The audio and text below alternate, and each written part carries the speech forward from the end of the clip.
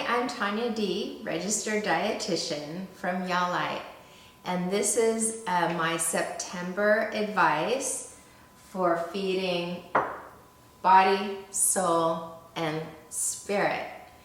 In September, what we're going to experience, or what we are experiencing, is increased levels of anxiety and increased levels of anger due to loss of control. Now, anxiety and anger are natural responses to a loss of control or a fear or a threat. So these are actually very protective measures that our body automatically goes into to help us to survive.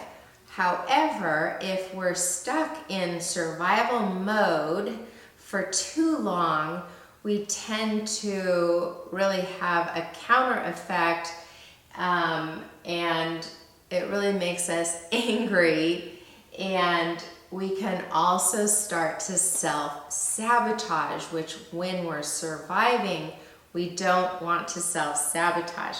So September is all about how to feed our entire being so that we can survive without self-sabotaging. So here's my advice. For the body, how to feed the body in September is try to seek balance. So what we want to try to avoid are ups and downs. That's real stressful for our system, and balance provides a feeling of calm and equal amount of energy so that we can sustain all of these new efforts that we're making. So one thing I do recommend when it comes to feeding the body is small, frequent meals. So we're kind of eating often. One of the things about the body that's interesting is it can't really see the outside world. So if you go into a starvation state, which I actually don't really recommend fasting at this point, or intermittent fasting, or even like real severe diets, it's just best to try to balance little frequent meals throughout the day and make your body believe that there's nothing to worry about. There's plenty of food out there. It doesn't need to store food on your body. What can happen is if you start fasting or going long periods of time without eating, your body will even go into a survival state and it'll hold on to everything, and it'll be really hard to burn energy, and it likes to store energy when when the body itself is in survival mode.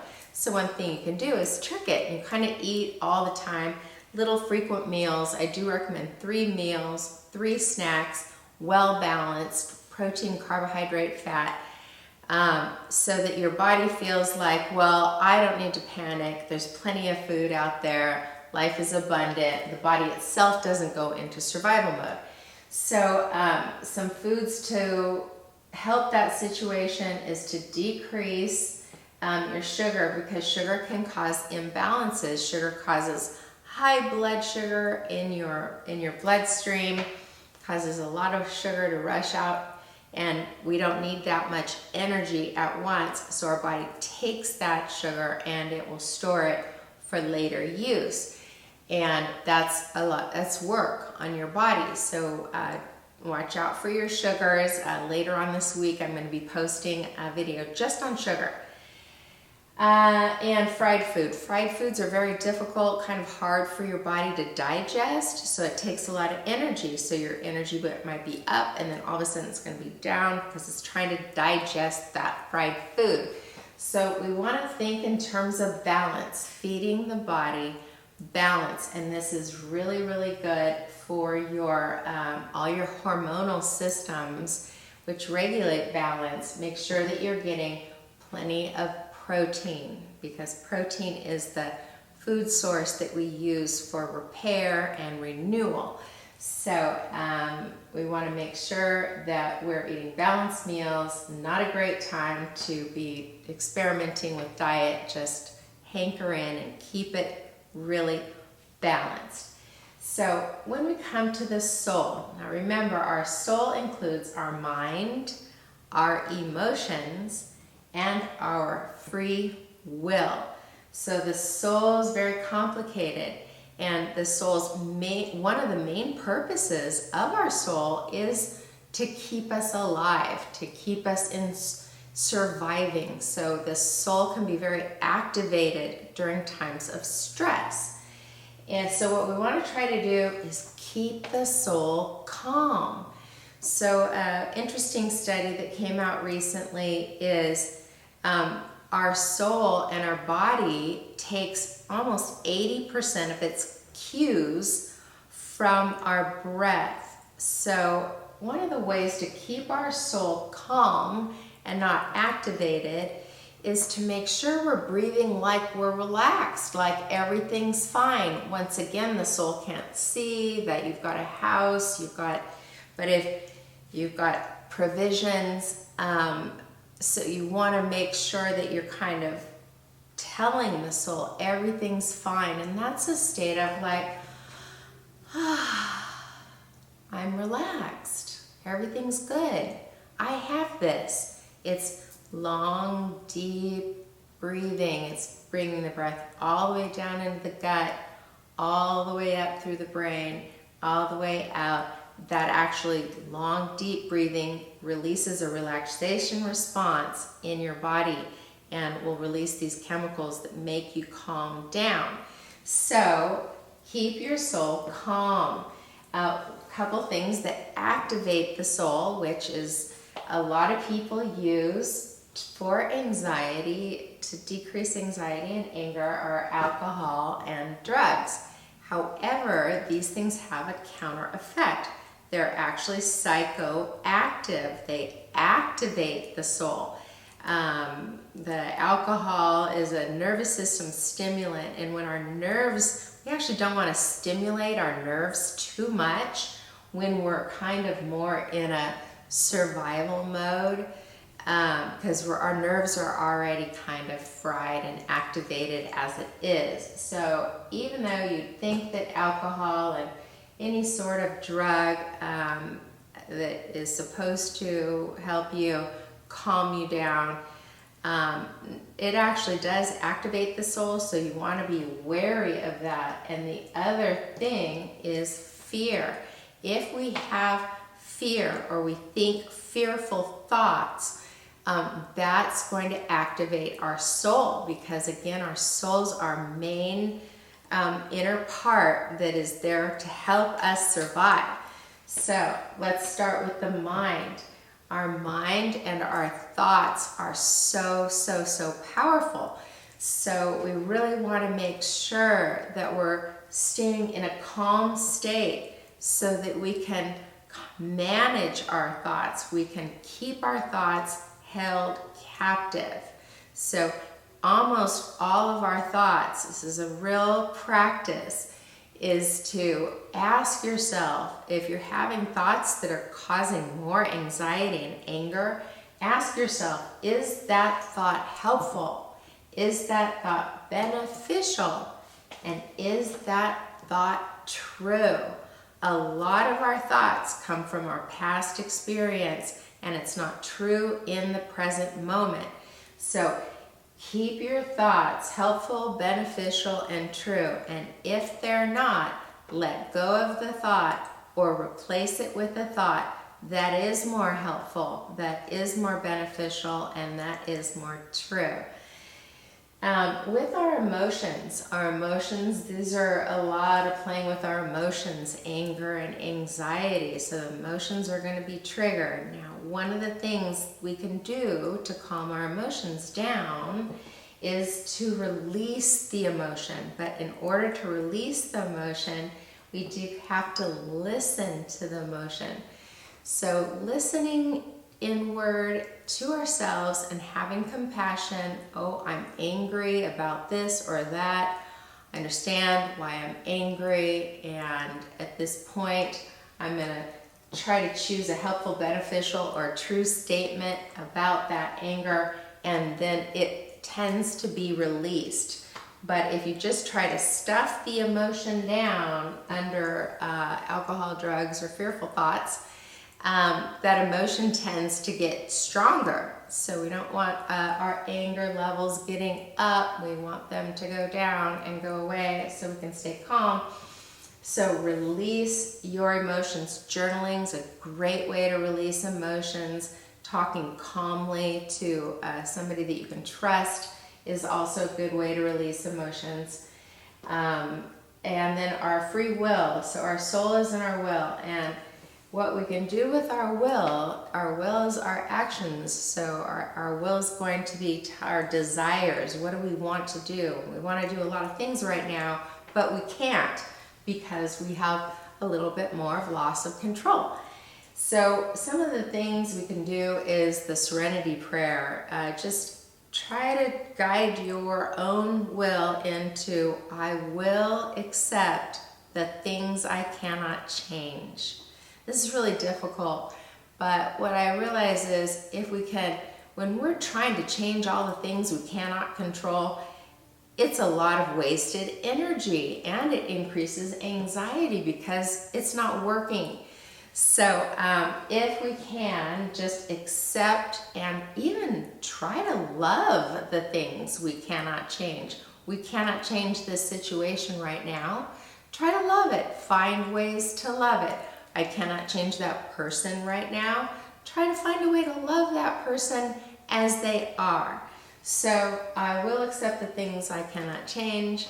I will have courage to change the things I can. So during this time period, we are, instead of self-sabotaging, spending that energy on things that are really going to sabotage ourselves, we can really spend our energy on having courage to change those things that we can change. And we have a lot more control over the things inside of ourselves that we can change. So let's go on to the spirit. The spirit, how to feed the spirit during September is to focus on spirit as our identity. We don't want to focus so much on our soul as our identity because these things are always changing. The thoughts, our emotions, and our desires are coming and going.